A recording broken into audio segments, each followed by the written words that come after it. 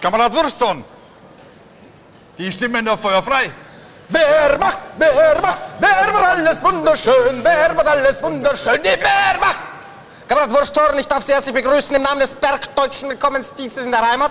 Kamerad Wursthorn hat 60 Jahre lang bergdeutschen Boden nicht mehr betreten dürfen.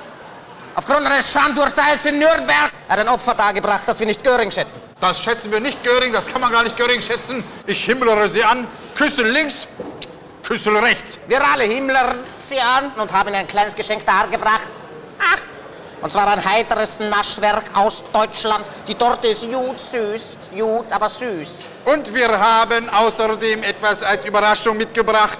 Der Amerikaner nennt es Chewing Gum. Wir nennen es Gaugummi. Es wurde in deutschem Gau hergestellt.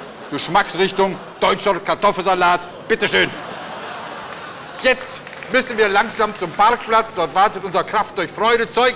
Wir werden auf der Autobahn in die Reichshauptstadt fahren. Oh, huch. Ich glaube, das Auto ist nicht abgesperrt. Rudolf! Hast du das Auto offen gelassen? Albert, sperr das Auto ab!